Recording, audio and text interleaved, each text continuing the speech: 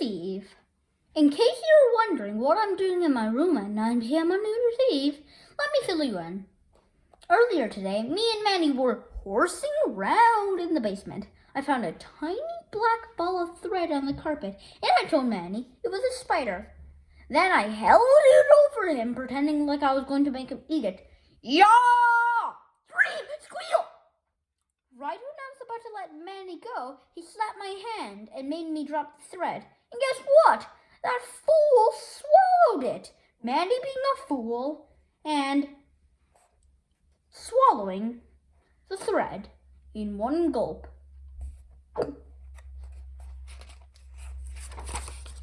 Well, Manny completely lost his mind. He ran upstairs to where Mom was, and I knew I was in big trouble.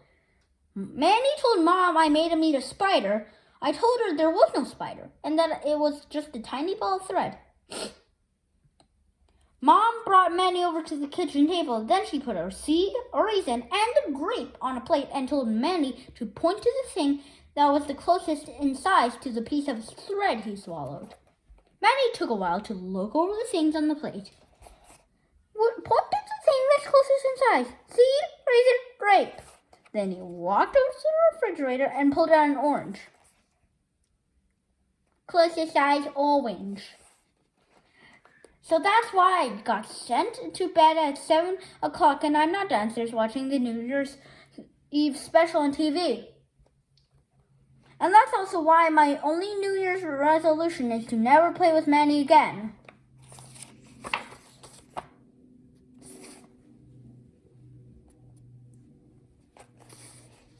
January, Wednesday. I found a way to have some fun with the big wheel Riley got me for Christmas. I came up with a game where one guy rides down the hill and the other guy tries to knock him off with a football. Riley was the first one down the hill, and I was the thrower. Shriek! Rumble, rumble, rumble. Me taking my best aim. Toss!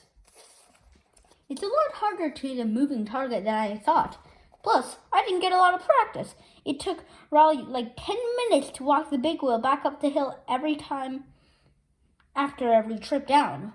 Riley kept asking to switch places and have me be the one who rides the big wheel. But I'm no fool. That thing was hitting 35 miles an hour, and it didn't have any brakes. Do you want to have a turn now? No thanks, I'm not as good as you. Pant, pant, pant. Anyway, I never did knock Riley off the big wheel today, but I guess I have something to work at over the rest of Christmas vacation. Thursday. I was heading up to Riley's today to play our big wheel game again, but Mom said I had to finish my Christmas thank yous before I went out anywhere. I thought I could just crank out my thank you cards in a half hour, but when it came to actually writing them, my mind went blank. Let me tell you, it's not easy writing thank you notes for stuff you didn't want in the first place. I started with the non-clothes items because I thought they'd be easiest, but after 2 or 3 cards, I realized I was practically writing the same thing every time. So I wrote up a general form on the computer with blanks for the things that needed to change. Writing the cards from there was a breeze. Type. Dear Aunt Lida, thank you so much for the awesome encyclopedia. How did you know I wanted that for Christmas? I love the way the encyclopedia looks on my shelf. All my friends will be so jealous that I have my very own encyclopedia. Thank you for making this the best Christmas ever. Sincerely, Greg. My system worked out pretty good for the first couple of gifts, but after that, not so much. Dear Aunt Loretta, thank you so much for the awesome pants. How did you know I wanted that for Christmas? I love the way the pants look on my legs. All my friends will be so jealous that I have my very own pants. Thank you for making this the best Christmas ever. Sincerely, Greg. Friday. I finally knocked knocked Riley off the big wheel today. But it didn't happen the way I expected. I was trying to hit him in the shoulder, but I missed, and the football went under the front tire. Bleep. Timber! Riley tried to break his fall by sticking out his arms, but he landed pretty hard on his left hand. I figured he'd just shake it off and get right back on the bike, but he didn't. I tried to cheer him up, but all the jokes that usually crack him up weren't working. So I knew he must be hurt pretty bad. Hey, look at me. I'm your dad.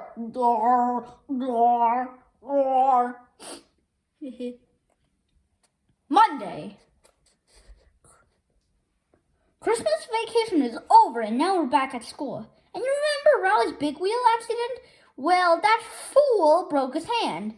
And now he has to wear a cast. And today, everyone was crowding around him like he was a hero or something. Does it still hurt? A little, I guess. Poor thing. I tried to cash in on some of Riley's new popularity, but it totally backfired. I'm the one who broke his hand. You meanie. At lunch, a bunch of girls invited Riley over to their table so they could feed him. I'm not joking. Feed him. What really ticks me off about that is that Riley is right-handed, and it's his left hand that's broken, so he can feed himself just fine. Here comes the airplane. Woo! Woo! Yum, yum. Tuesday. I realized Riley's injury thing is a pretty good racket, so I decided it was time for me to have an injury of my own. I took some gauze from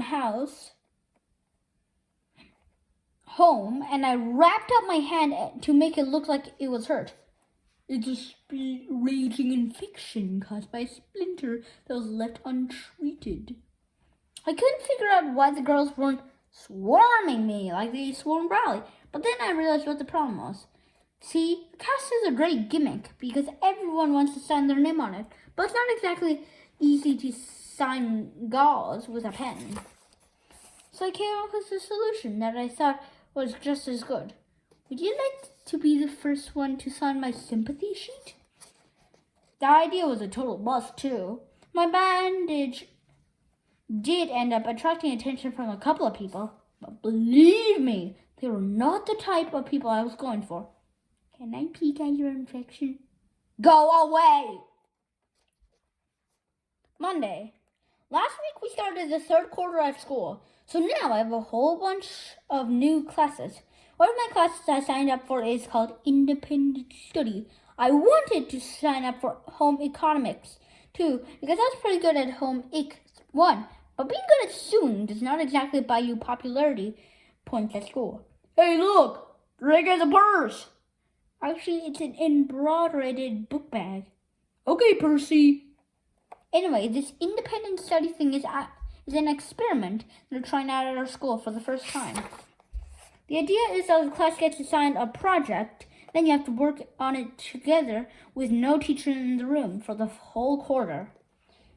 The catch is that when you're done, everyone in your group gets the same grade. I found out that Ricky Fisher is in my class, which could be a big problem. Ricky's big claim to fame is that he'll pick the gum off the bottom of a desk and chew it if you pay him 50 cents. So I don't really have high hopes of our final grade. Tuesday. Today we got our independent study assignment, and guess what it was? We have to build a robot! At first, everybody kind of freaked out because we thought we were going to have to build a robot from scratch! But Mr. Darna told us we don't have to build an actual robot. We just need to come up with ideas for what a robot might look like and what kind of things it would be able to do. Then he left the room, and we were on our own. We started brainstorming right away. I wrote down a bunch of ideas on the blackboard. The robot would do my homework, do the dishes, make my breakfast, brush my teeth. Everybody was pretty impressed with my ideas, and it was easy to come up with them. All I did was write down all the things I hate doing myself. But a couple of girls got up to the front of the room, and they had some ideas of their own. They erased my list and drew up their own plan. They wanted to invent a robot that would give you dating advice and have 10 types of lip gloss on its fingertips. All of us guys thought this was the stupidest idea we have ever heard. So we ended up splitting into 2 groups, girls and boys. The boys went to the other side of the room, while the girls stood around talking. Now that we had all the serious workers in one place, we got to work. Someone had the idea that you could say your name to the robot and it could say it back to you. Hi, Bob. It is very nice to meet you, Bob. But then someone else pointed out that you shouldn't be able to use bad words for your name because the robot shouldn't be able to curse. So we decided we should come up with a list of all the bad words that the robot should be able to say. We came up with all the regular bad words, but then Ricky Fisher came up with 20 more. The rest of us had never even heard it before. Ooh, oh, hey, hey.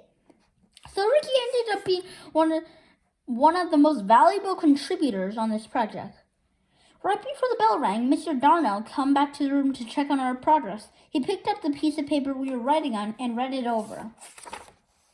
To make a long story short, independent study is cancelled for the rest of the year. Well, at least it is for us boys. So if the robots in the future are going around with cherry lip gloss for fingers, at least now you know how it all got started.